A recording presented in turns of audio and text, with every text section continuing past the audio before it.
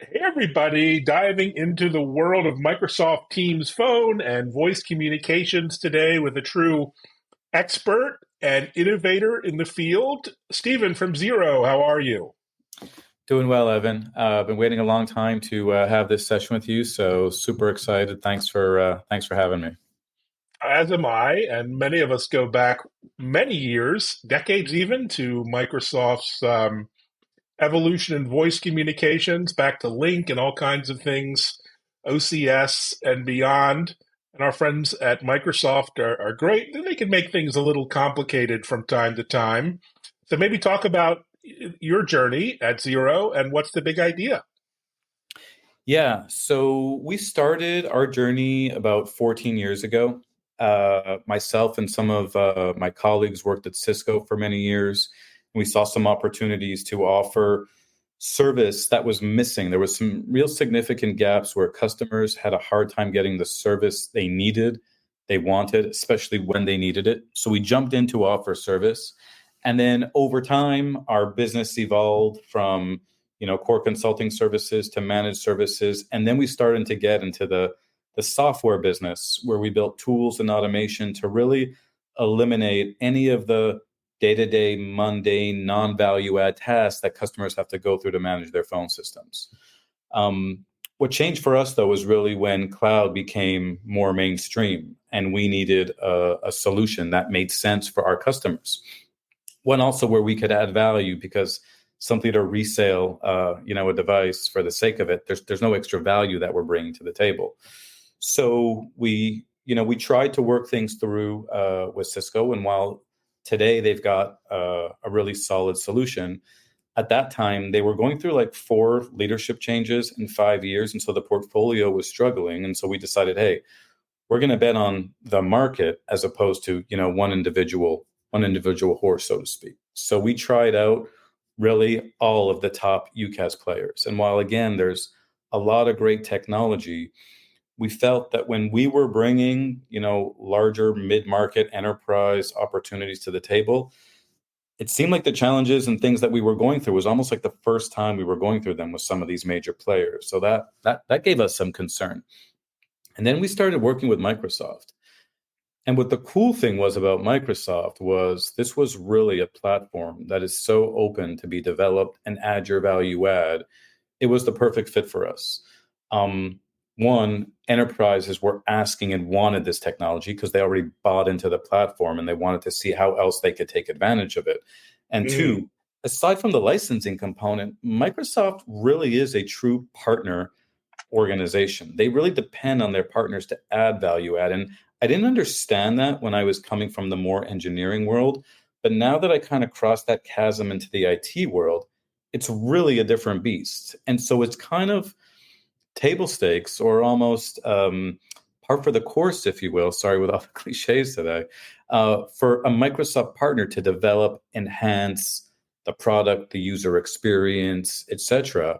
And so this ended up being a perfect fit for us. And we've been thriving over the last couple of years since we've been joining this ecosystem. The opportunities are tremendous. And now with Gen AI and how things are evolving just overall for communications, it's a super exciting time.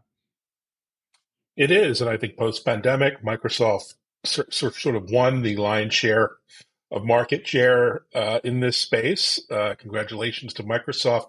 But as far as Zero goes, maybe give us some insight into how you make things easier for companies moving to Microsoft Teams. What's the big idea there? Absolutely. So, it's funny, before we got into, so because we started our business in 2010, in the IP telephony days, things were pretty mainstream. Customers, there wasn't, and what I mean by that is it wasn't a lot of net new companies doing their migrations they already had.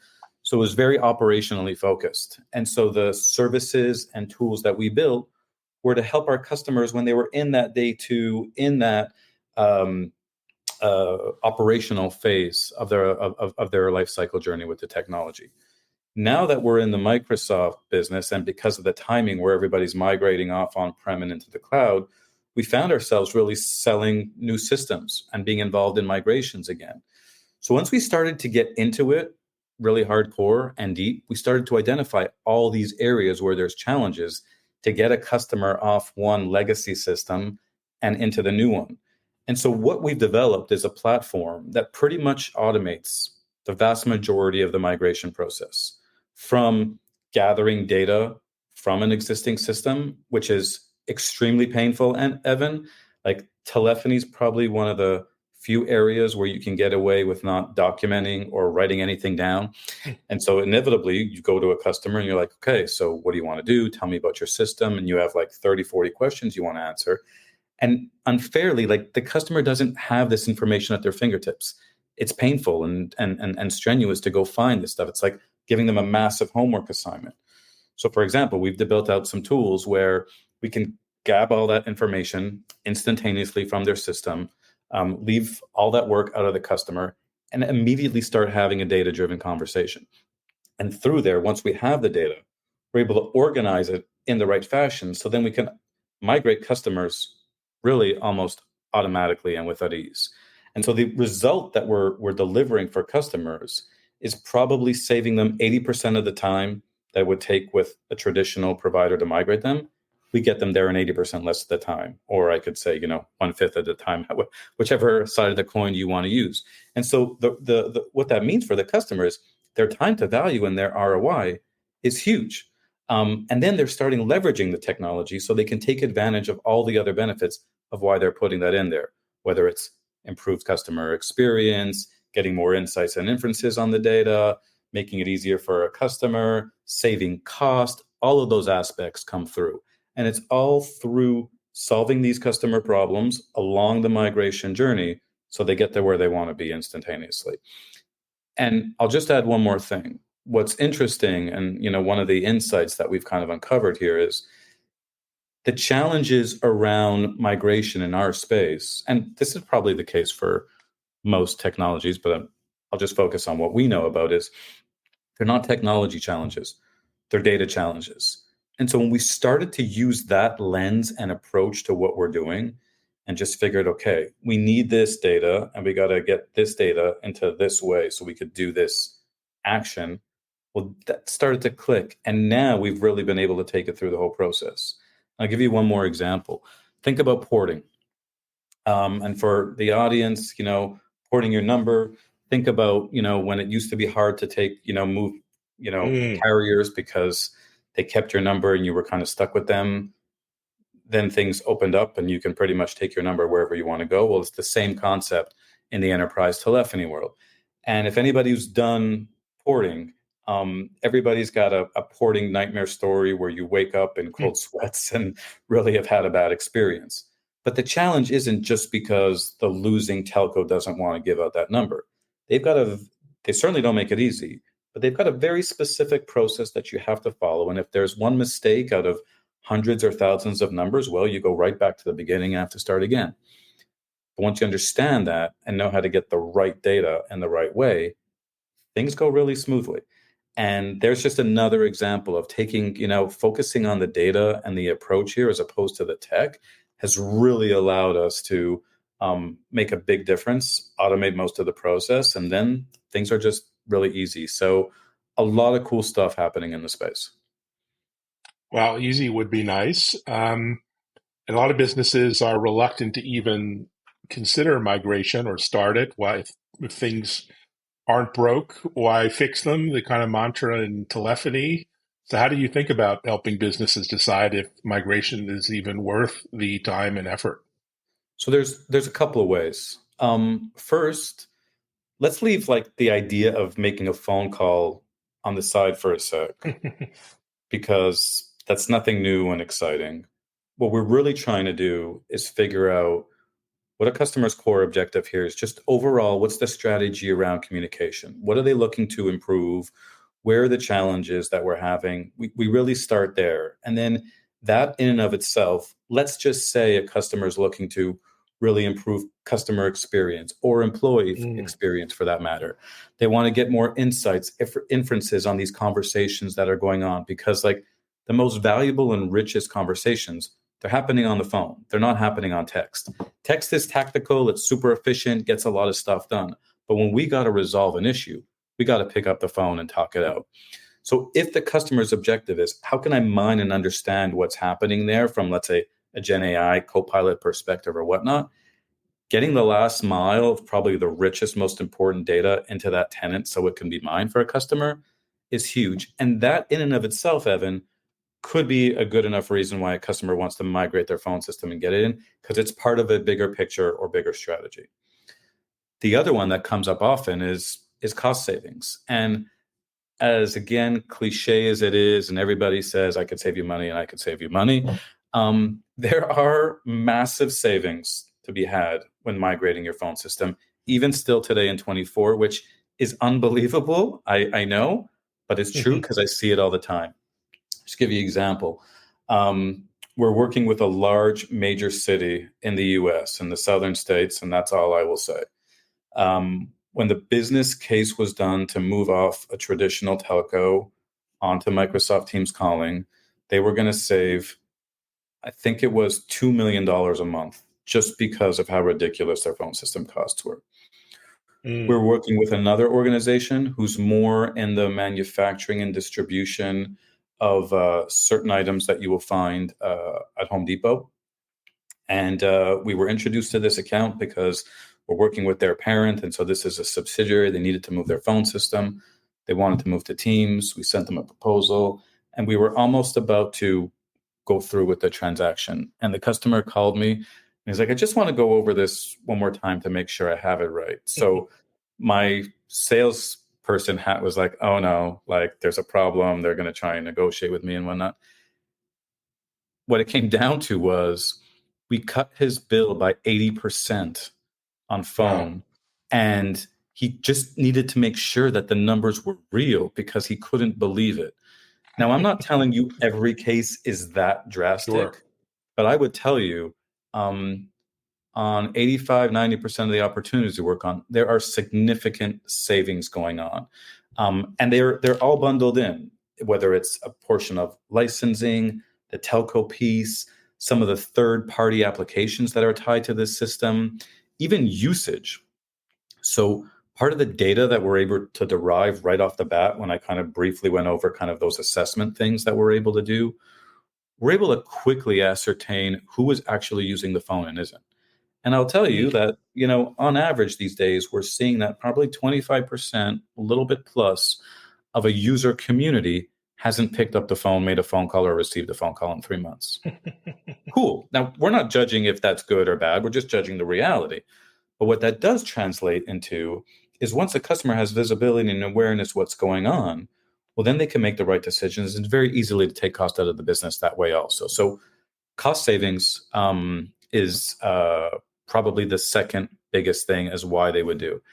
And then the third piece that I kind of wanted to touch on, where we help get away from the if it ain't broke, don't fix it, is nobody wants to have that old system on there. Part of the reason why people are a little bit more reluctant to change is the perceived risk of this project going awry, making a big mistake, choosing the wrong one, because like the good and bad of what our customers face today is like there's an abundance of choice out in the marketplace, but the challenge there is, okay, so with all these choices, how do I choose the right one? How do I know what's right for me? And forget even today, if I'm going to make an investment in technology ABC, how can I be sure that if my needs change in a year, because things are changing so fast in business, that the system's going to be the right one to help me tomorrow? So going through that and de-risking this project for a customer, one, from getting really clear on what they have so they know they're not missing anything and no one's going to slap their wrist for, hey, you missed all these numbers and customer service isn't working. Like we resolve that, but also demonstrating to them, proving to them that the decisions that they're making today aren't pushing them in the corner where if the business changes, they're going to be stuck and have this massive investment that they can't get out of, et cetera, et cetera. Focusing on those pieces so the customer is comfortable and has confidence is probably the third key piece where we help our customers, again, do the right thing for their business. Well, fantastic value there. And, what happens post-migration? How do you keep things running smoothly for your customers and what's involved there? So I appreciate you asking that question, because that's a place where I think we thrive and continue to differentiate ourselves. One of the things we've noticed in the industry is that most of our competition or traditional partners in this space, they really focus on kind of that day one, that migration. Okay, I'm going to help you Mm, migrate, and you're migrated. We'll see you later. I'm on to the next thing. We don't want to ever leave, because we know, and all of the data from the Gartner and Forrester studies show, that 80% of the total cost of ownership of any technology is in that day two operational aspect of it. And specifically, when a customer is moving off of a traditional phone system, a Cisco, an Avaya, a Mitel, whatever it may be, and moving into Microsoft Teams, you're really learning a whole new language and a whole new set of skills. Microsoft does everything that another system can do, but they do it in a different way. And so, mm, one, it could be, a little bit intimidating for a traditional telecom engineer to go into the Microsoft world, because now you're in IT and you're playing in Teams Admin Center. And even some of the cornerstones of setting up a phone system, where in the traditional world it's set up, everything is linked to the phone number. In the Microsoft world, everything is linked to the user. Sounds like no big deal, but it is when you start configuring and having to make some decisions on how calls are routed, et cetera, et cetera. So what we've done in this case is a fewfold. One, we've got phenomenal managed services that follow the sun 24/7, 365, where you're getting a real telephony expert on demand whenever you need it. And in this space, there's three key components that are critical to making telephony work. One, you have to have PSTN knowledge, skills dealing with telcos. Two, you have to have networking skills. These are still applications running on the network. And even though, you know, most companies just by default say, hey, it's not me, my phone system's working great, it's your network, go speak to your networking guys, which is really mm, unfair. Sometimes challenges occur because there's some issues on the network. So we got to have those skills and go pretty deep to identify a core issue, grab the traces, grab the packet capture, so we can actually figure out what the problem is. And the third component there is expertise around the Teams tenant, because there could be changes, and we've seen this countless times, where we actually have a funny story where one of our customers was having a challenge getting their voicemail delivered to their phones. This customer in particular still had hard phones that they were using, which is cool. mm. And the long story short of is, they changed their email signature, structure, format, and image. And then there was a setting in Outlook which prevented the voicemail from getting to the phone. Go troubleshoot and figure that one out. So when you put all these skills together, really, really important. So we've taken a lot of effort, focus, not just on the process for making us really efficient and giving great customer service, but having the skills to back that up. So that's one key thing. The second is some of the tooling that I've spoken about a little bit earlier. So we've developed a platform. It's called ZPM, Ziro Platform for Microsoft. Really innovative name, but when we say ZPM, it's cool. When we say Ziro Platform for Microsoft, not as sexy, but that's the idea. And this platform is a full journey platform. So day zero, when a customer is doing that investigation, consideration phase, helps through the migration, like I've spoken about through automation. But then it's there for all of the day two and support aspects of this. And the key is, we can automate a lot of the day-to-day moves, adds, and changes, DID management, some basic core reporting, so that our customers don't have to develop into Microsoft experts day one. It is a simple front-end GUI where you don't need to have telephony expertise. You don't need to have Microsoft expertise. And so you're able to even push this work down to entry-level help desk folks, so they can make changes. Super effective. There's guardrails in there so that they can't make any errors. Keeps your format in a standardized fashion, and you can make these changes in 20, 30 seconds as opposed to 10, 15 minutes. And so we're continuing to build out that capability to make it easier for customers to handle all of the day-to-day two things that come along. We've even gone so far as to integrate with a lot of the major ITSM providers. So ServiceNow is a great one. So many of our customers are running their business on ServiceNow, and they've built in those jobs specifically within the platform to automate and gate all the efficiencies and whatnot. Fantastic. Telephony, we now integrate that into those processes. So, for example, automated onboarding and offboarding just makes things so much easier. We integrate it into the company's process. Phones and systems are set up when new employees come in. They're torn down when they're no longer with the organization. The system remains clean. Keep the standard that the organization has. No one's paying for licenses that aren't used anymore. Really efficient. So we, long story short, we think a lot about day two and are looking to add more adoption types of services to, again, make sure the technology is sticky and their customers are getting the most out of it. Well, fantastic value there. And, how do you think about some of the hairier issues when it comes to Microsoft Voice compliance and security and, auditing, all the things that get pretty complex pretty fast? So, is there something, Evan, in particular that comes to your mind Yeah, when you say when that? you're dealing with the regulated industries and in finance and banking or healthcare, there's a lot of requirements there for audit capability and compliance and security.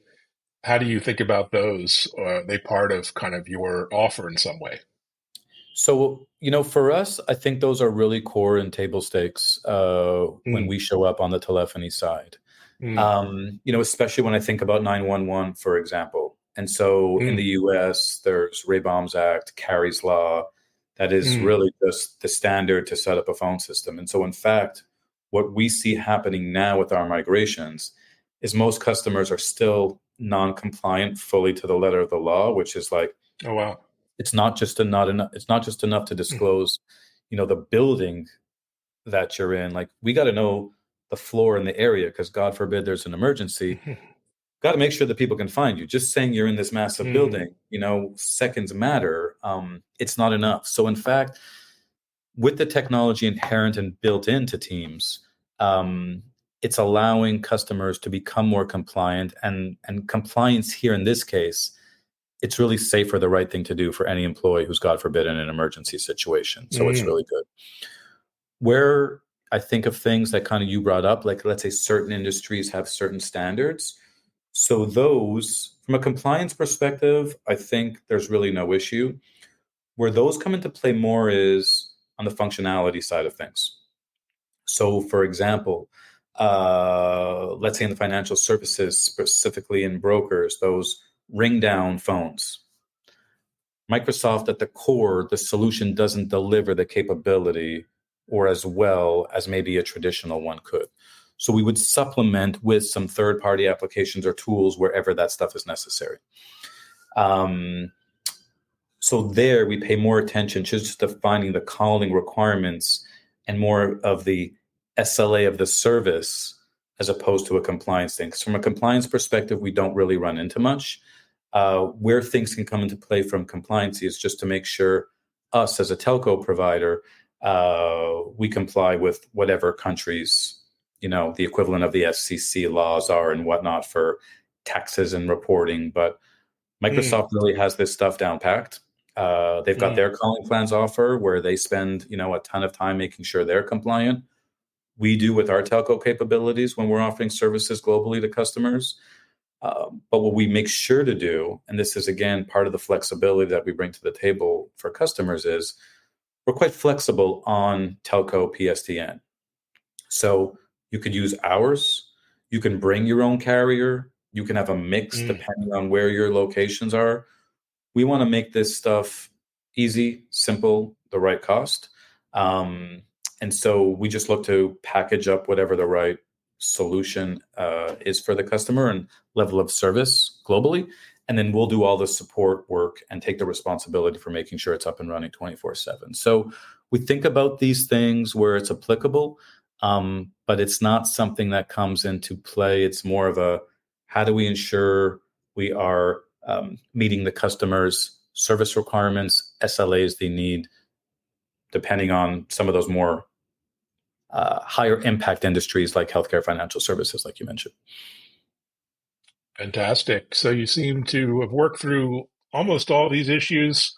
What else? What's needed to effectively scale, deploy, and enhance your telephony experience? Do you have a vision of what's next, or a roadmap, or things you're thinking about for the near term, long term?